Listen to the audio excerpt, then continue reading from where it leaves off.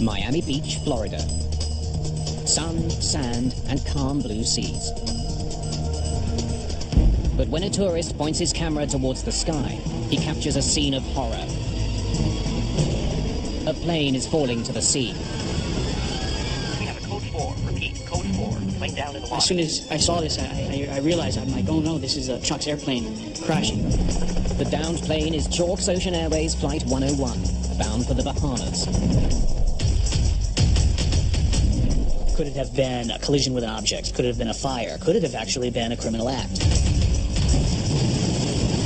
Let's notify the FBI. The incredibly rare video may hold the answers. Can you enhance that for me?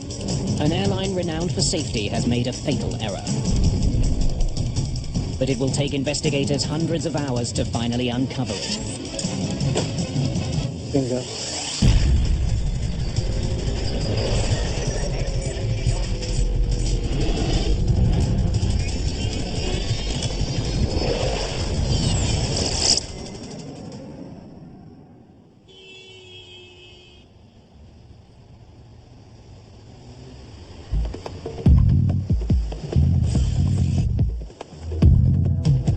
The Port of Miami, December the 19th, 2005.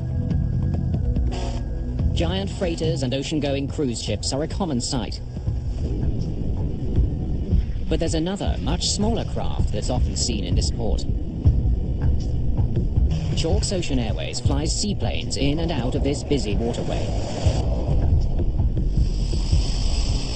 Today, Flight 101 from Fort Lauderdale is making a brief stopover here on its way to the Bahamas. Feather propellers. Check. Shut down engine number 1. Shutting down engine number 1. Chalk's flies to 2 regular destinations, both in the Bahamas.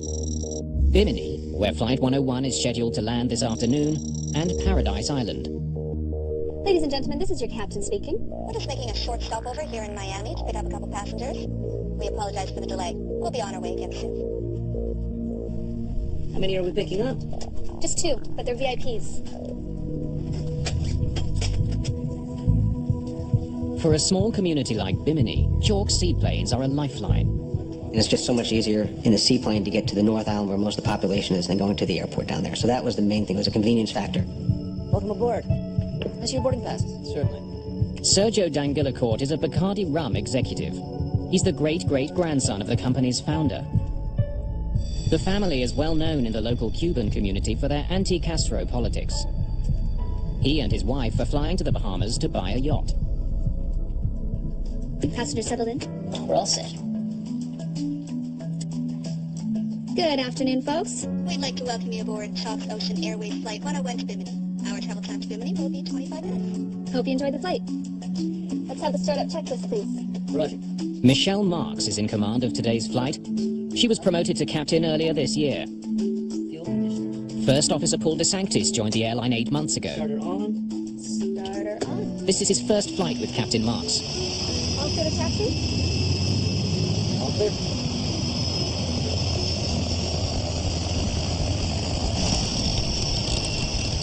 The Grumman Mallard is a twin turboprop design. It has a V-shaped hull and underwing pontoons. It's designed to carry up to 17 passengers. The plane has retractable landing gear, so it can operate on either land or sea. Gear coming up. Takeoff in a Mallard, depending on the days, it could be a lot of fun or it could be a real challenge. Weight and balance check. We're good. The Miami seaplane base has no control tower. The crew has to keep a lookout for boat traffic as they taxi through one of the busiest ports in the world. Taking off out of Miami in the shipping channel, it's kind of like trying to take off during rush hour traffic. You've got boat traffic, wave traffic, the wind, the airplane to deal with, and everybody's going different speeds, and you're trying to get up and go and navigate around everybody, so it's always a handful. Flight 101 will take off from X-44, a seaplane base near a channel known as Government Cut. Prepare for takeoff. Roger. Ready to take off. Both pilots have their hand on the throttles. It's to prevent the captain from inadvertently pulling back if the plane hits a wave. 45 knots. 50 knots. This is the moment most passengers are paying for, the takeoff. Half speedboat, half plane. It's a unique thrill. 35 knots.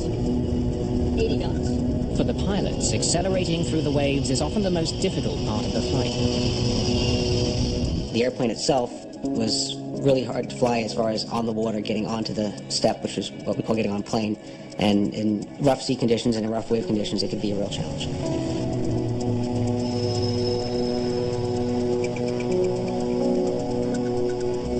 But this takeoff goes smoothly. Flight 101 is no longer a boat, it's now a plane en route to Bimini.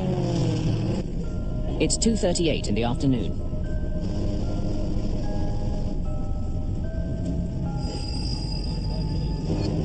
The plane's flight path takes it past South Beach, where sunbathers and surfers are out in force.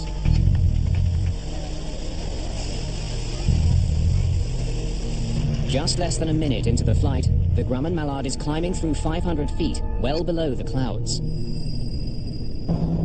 Then,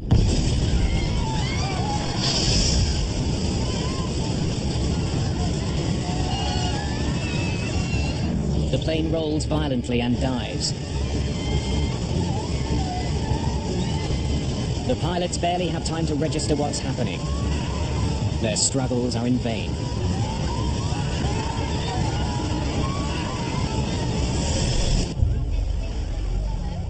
By chance, a tourist from New York catches Flight 101's final moments on his camera.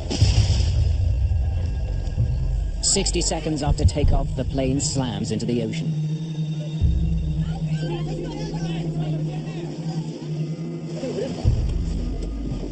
Lucas Bocanegra is a lifeguard stationed on South Beach near the Chalks Ocean Airways sea lane. As soon as I saw this, I realized, I'm like, oh no, this is a Chuck's airplane crashing. We have a code 4. Repeat, code 4. The plane down in the water. This is Lucas, we're launching the jet ski. The two lifeguards are the first rescuers to go looking for the plane.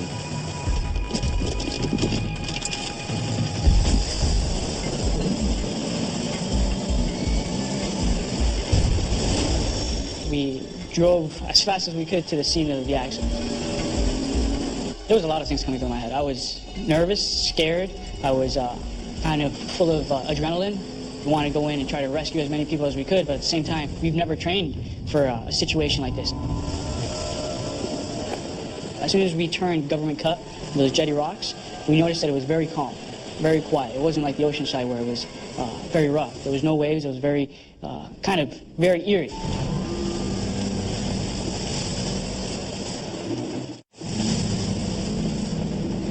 At first, Lucas Bocanegra finds no sign of Flight 101 or any of the passengers. Little by little, we started seeing debris float up onto the surface of the water.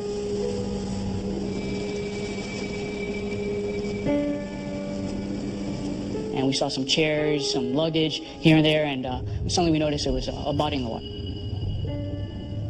As soon as we put the body on our jet ski, we realized that from his injuries that there was nothing we could do. From there, it was just try to recover as many bodies, bring them back for their families. News crews swarmed the beach. Chalks Flight 101 plummeted into the channel in full view of tourists lining Miami Beach. Even a fraction of a second, the whole plane was engulfed in flames. Black smoke and then an explosion. Pure fire in the sky. It was so surreal, we couldn't believe that we actually witnessed that. Drop 4 over the wreckage as Miami Beach Coast Guard look for any survivors. But the effort is futile.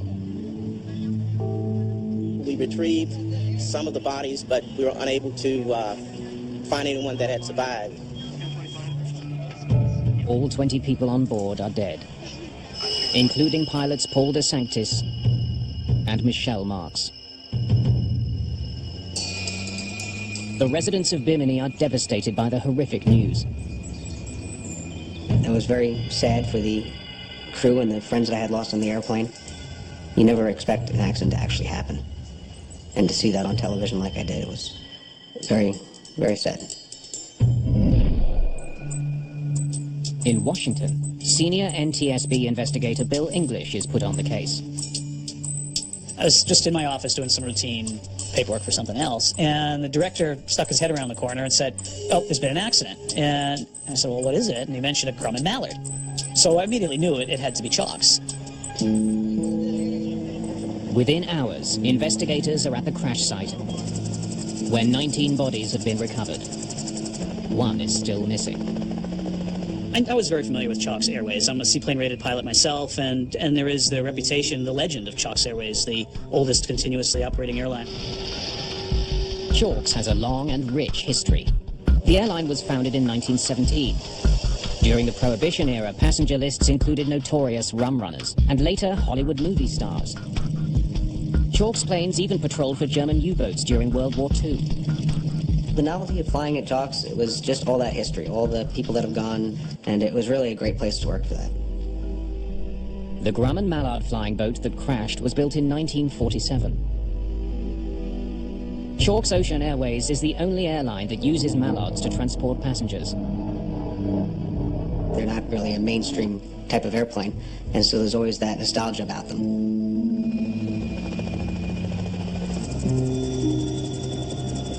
Salvage crews find the plane's black box. Investigators send it to the NTSB in Washington. The box promises to reveal critical information about what the pilots were doing in the seconds leading up to the tragic mid-air disaster. In any investigation, the flight data recorder and the cockpit voice recorder are a great desire. More data, the better. We can always learn something.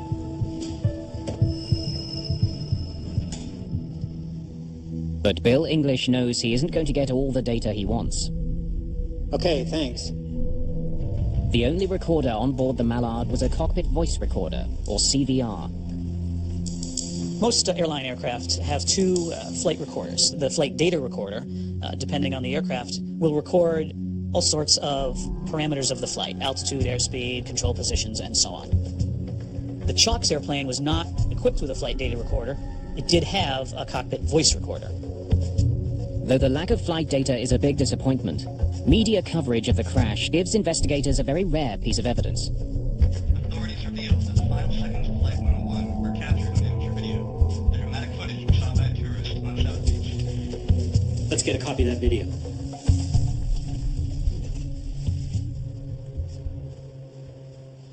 Okay, let's see it. The video only captured the final seconds of the plane crash, but it confirms eyewitness reports that a wing ripped off in midair. Can you enhance that for me? The video showed the wing just after separation from the aircraft, the main part of the aircraft fuselage rolling off in the other direction, and the fire and smoke starting from that. It was quite startling that the wing would fall off in this plane. It was a beautiful day. The water wasn't rough on the takeoff, and all of a sudden this wing just dropped off. It must have been absolutely devastating.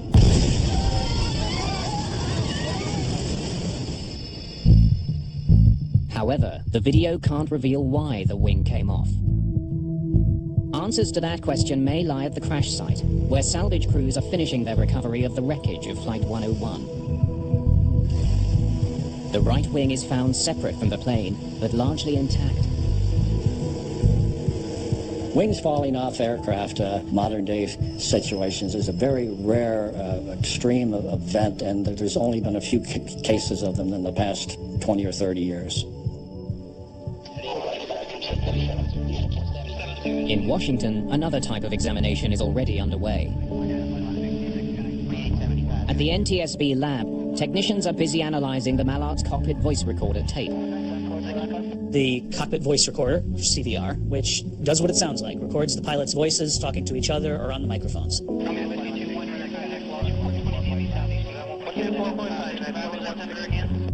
But the tape is a jumble of voices and sounds. Technicians can't retrieve any useful information. It turned out that the the erase head function, it's just like a tape recorder that most people are familiar with. It didn't erase the old stuff, so every subsequent flight kept getting recorded over and over and over again, and just became a muddled sound, and it wasn't audible to us or useful. It's another setback.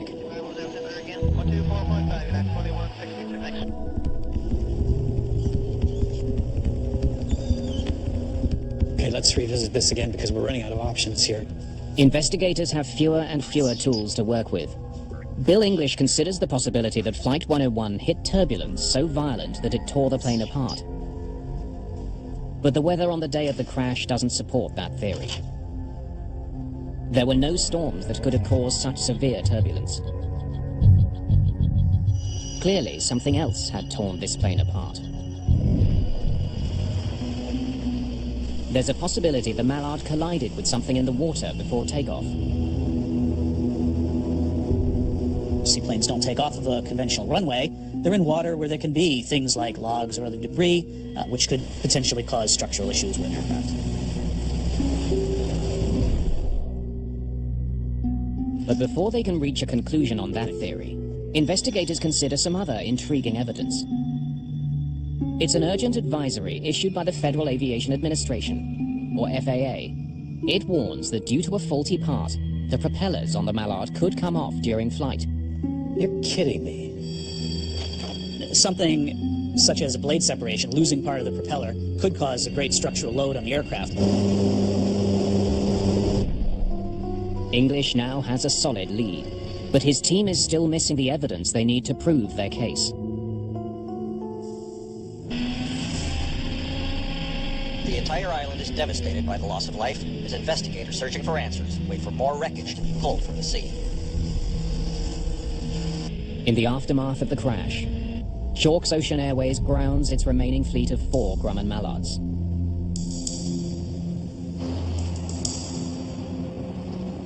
At the NTSB's Miami command post, they're working to identify various plane fragments and other debris from the crash.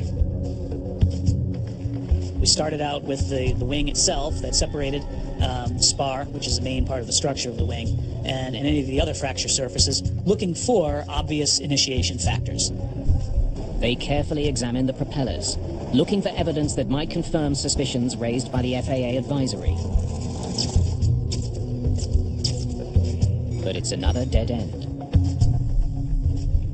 We're able to determine all the blades were attached, and the bending that we saw was the expected pattern from proper operation when those blades hit the water.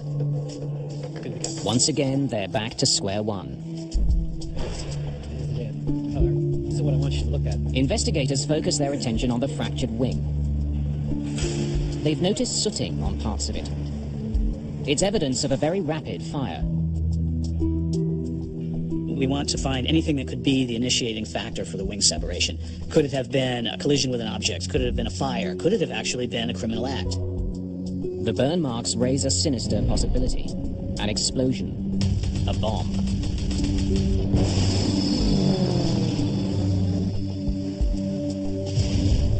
This now falls outside the NTSB's area of expertise and authority. Let's notify the FBI.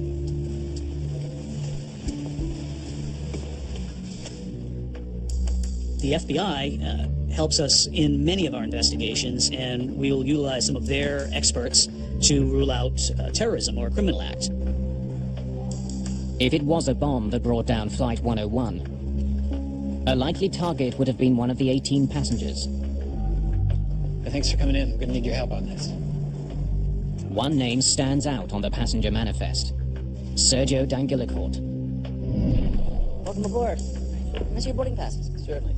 There are rumors on the internet that the crash was an assassination plot, and D'Angelicourt was the target. His family made a fortune in pre-Castro Cuba. They were so opposed to Fidel Castro's regime that they had allegedly supported clandestine attempts to overthrow his communist government. This is your copy? All right, now there's something I want to show you. We can't tell if it's just soot or it's explosive residue. A bomb will leave chemical traces and distinctive patterns in the torn metal. FBI technicians are specially trained to detect them.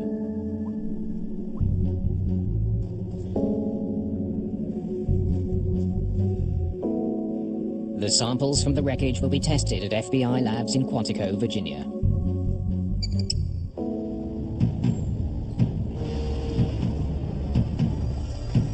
Four days after the accident, salvage crews are still bringing in wing fragments found at the crash site.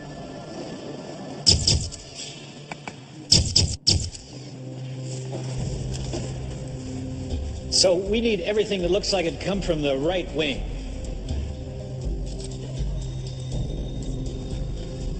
Can we get some light over here?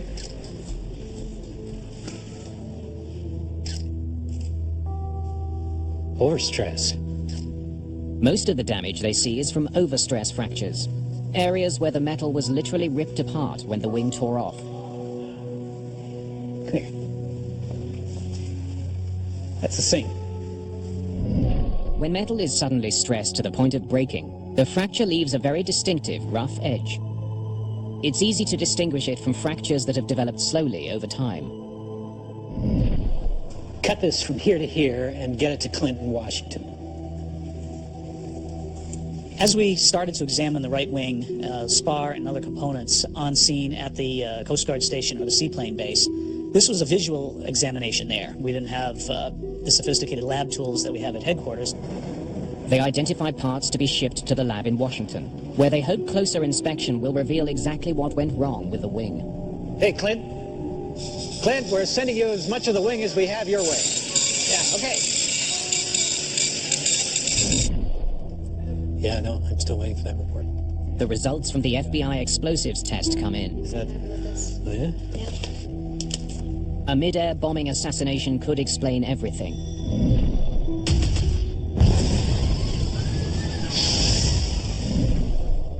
But there is no explosive residue on the wreckage. Okay, so that rules that out.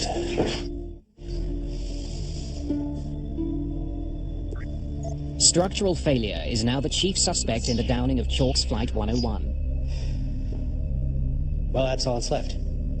That's tomorrow.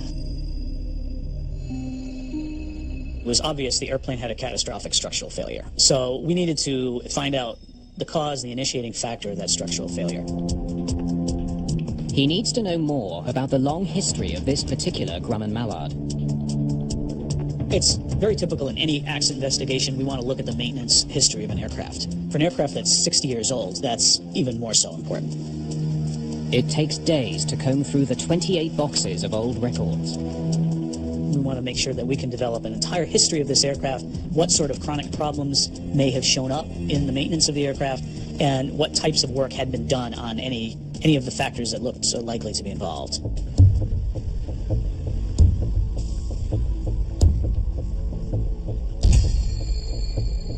Clint Cruikshanks is a structures investigator for the NTSB. When we go into an investigation, we try to go in with a very open mind and look at the wreckage and let it tell the story for what happened.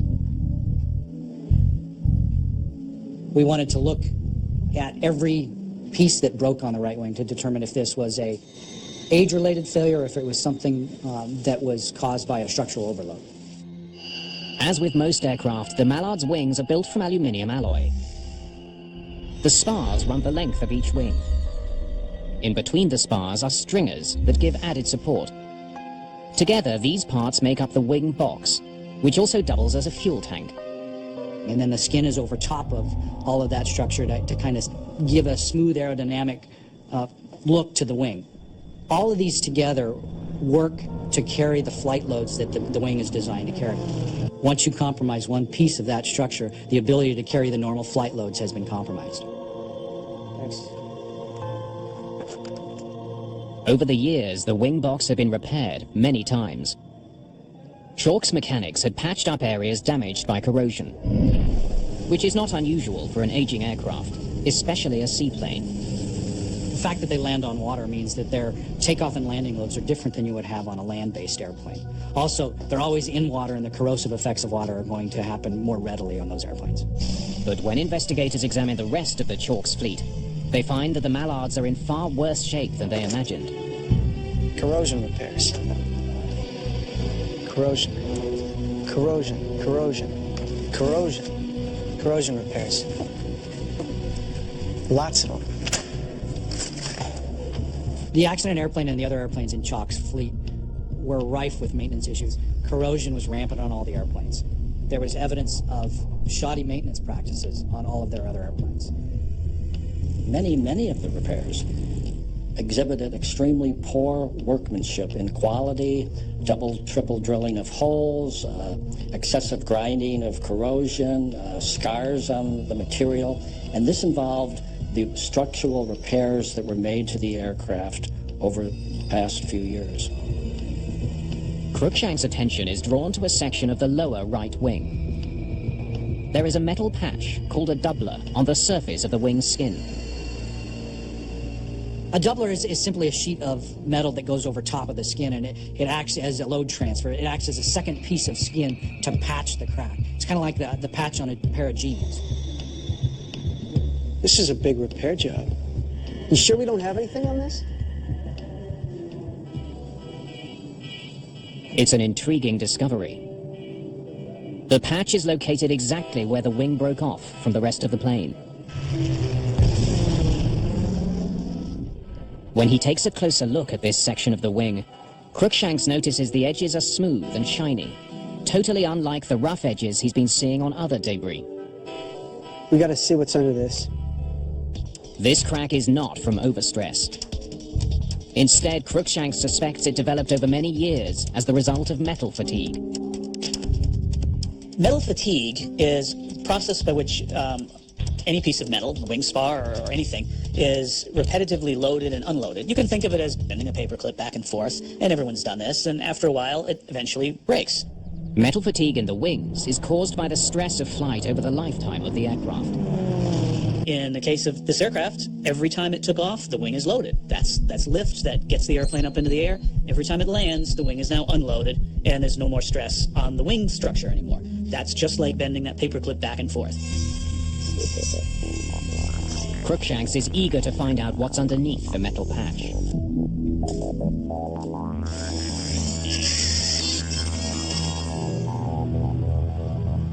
Okay, let's see what this doubler's hiding.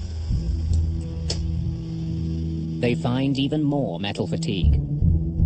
Deep cracks cut across the wing. The extent of the damage is staggering. A crack 40 centimeters long. Man, oh man.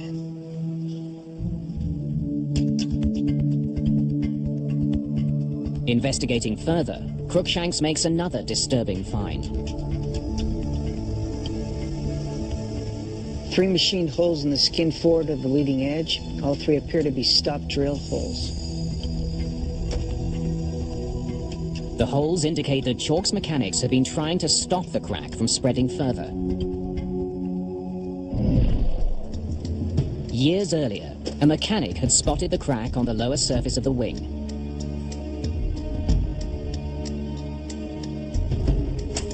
He repaired it by drilling a hole in the path of the crack. It's called a stop drill hole. The end of a crack, you could see even with the naked eye, is sharp. It comes to a point. That tends to want to develop a crack more. By drilling a hole at the end of the crack, that would spread out the stress, and the idea is to stop the growth of the crack there. But the stop drill holes didn't work. An attempt was made to repair that skin on 3 different occasions by stop drilling. Even as mechanics put in more holes, the crack kept growing. After the 3rd stop drill, an attempt was made to further repair the wing by attaching doublers on the interior and exterior surface of the skin. But the doublers didn't work either. The crack on the plane's skin continued to grow. Investigators now know the right wing was damaged long before the day of the accident.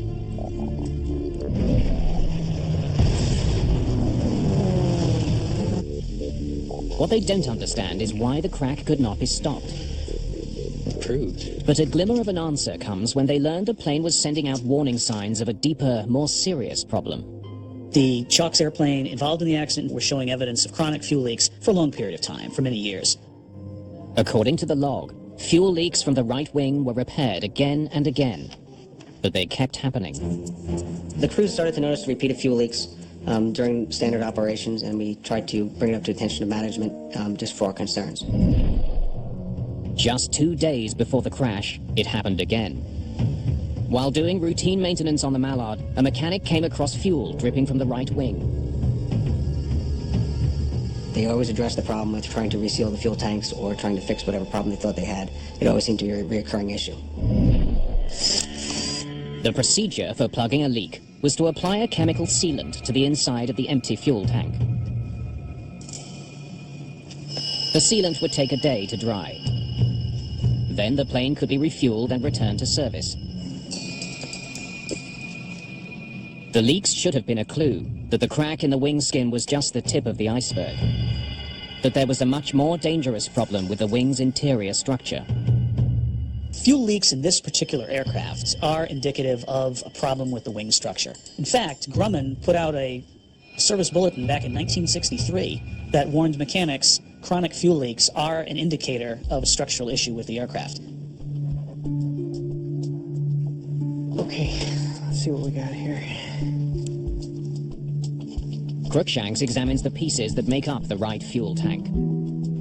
Some kind of sealant. He wonders why the fuel leaks persisted in spite of the constant efforts to repair them. Okay. Hand me that scraper, please. Thank you. Beneath the layers of sealant, he finds his answer. Bingo. Cracks in a critical support beam called a Z-stringer. It's the piece that the plane's skin was directly attached to. All right, will you finish cleaning this off and then get some pictures, okay? Thank you. Cruikshanks finds evidence that Chalk's mechanics had tried to repair the stringer. It appears that they did some grinding on this Z-stringer to remove a fatigue crack. However, they never went back in and re-inspected that area. Instead, they only applied chemical sealant to the area to make it leak-proof, and in the process concealed the damage. Chalk's made repeated attempts to repair the airplane by stop drilling the wing skin cracks, adding doublers over top of the cracks. But they never addressed the root of the problem, which is the cracked Z-stringer. The reason they couldn't address the Z-stringer is it was covered in fuel tank sealant. The broken Z-stringer weakened the entire wing. Now, with every takeoff and landing, the plane's skin was absorbing the forces. Over time, the skin began to crack as well. The final outcome was inevitable. The fatigue cracking reached critical length and the wing separated from the airplane.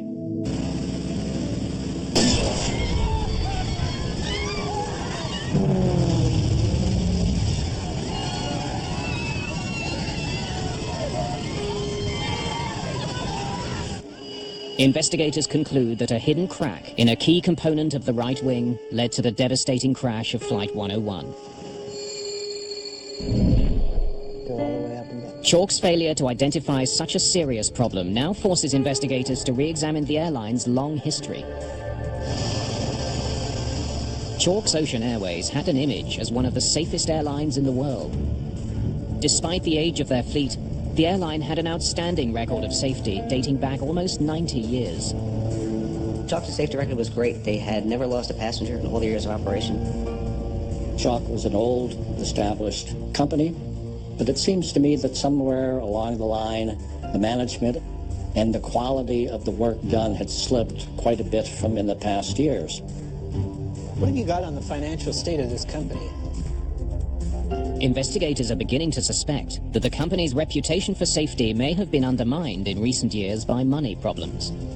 Financial issues in an airline, especially a small carrier like this, can manifest themselves in many ways. Personnel are sometimes one of the first things to go. A search of Chalk's financial history uncovers some trouble. In the 1980s, Chalk's went through a string of owners before going bankrupt in 1999. The airline was revived by a Miami businessman, but it kept losing money. Just a few months before the crash, the last attempt to sell the business fell through. Not doing so well. It wasn't a secret that we were having financial difficulty. The pilots had taken pay cuts and the captains had taken concessions, and we downsized a lot as far as personnel. It wasn't just personnel that felt the pinch. It was difficult for Chalks to find spare parts and to do some of their repairs. Chalks had a number of other unflyable aircraft that they owned that they would cannibalize for spare parts. There were maybe only 50 or 55 aircraft ever built. In that case, the original manufacturer, Grumman, is no longer in production of that aircraft. They no longer supplied parts. The airline's deteriorating health and the shortage of spare parts had a direct impact on safety. There's so much regulation and there's so much just necessity to make the airplane fly. It's hard to skimp on maintenance and not impact reliability. And if you don't have reliability, then you're just spiraling downhill. But no matter how tight the finances were, as a commercial airline, Chalks should have been closely monitored by the Federal Aviation Administration. In fact, the FAA did assign an inspector to work closely with Chalks. The FAA inspector, which is called a principal maintenance inspector, was responsible for the oversight of the maintenance program as carried out by Chalk. The inspector was aware the plane was suffering from chronic fuel leaks. And yet, inexplicably, he gave Chalks a clean bill of health just 2 months before the crash.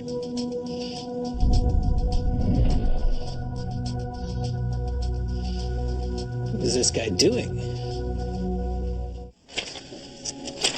Investigators are at a loss to explain why the FAA inspector didn't pick up on warning signs the Chalk seaplane was giving off.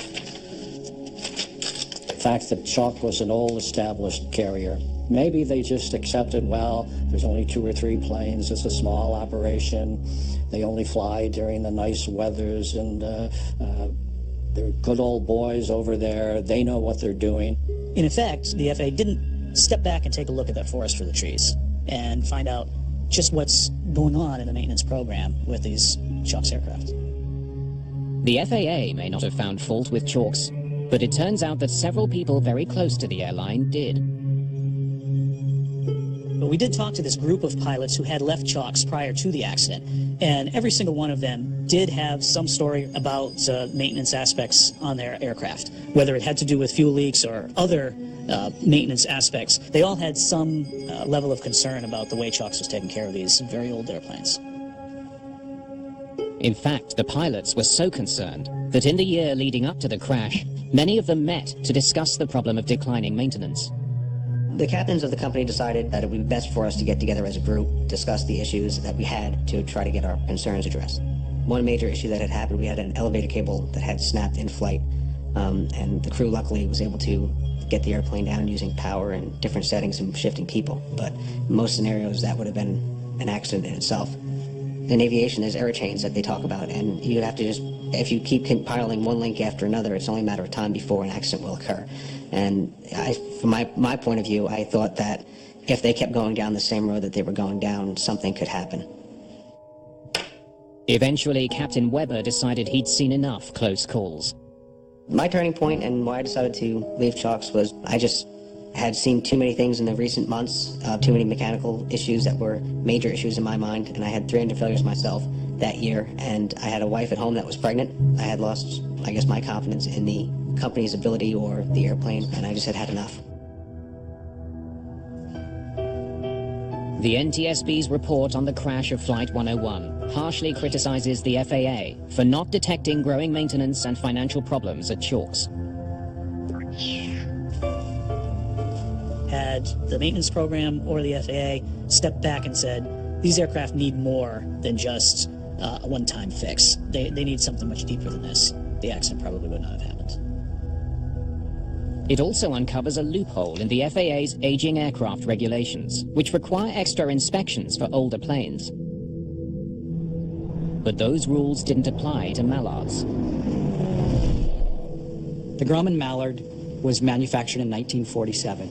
It only carried 17 passengers, and it was not a transport category airplane. Therefore, it was exempt from these supplemental inspections. What we have here is the FAA has made an aging airplane safety rule, and they've exempted the oldest airplanes in the fleet. The NTSB recommends that the FAA expand its oversight of aging planes.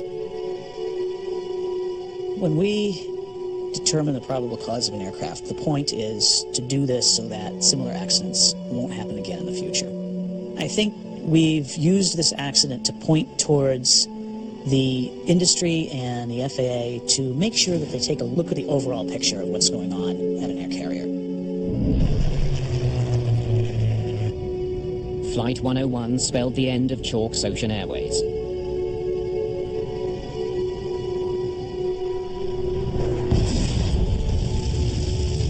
A few months after the report was released, the airline shut down.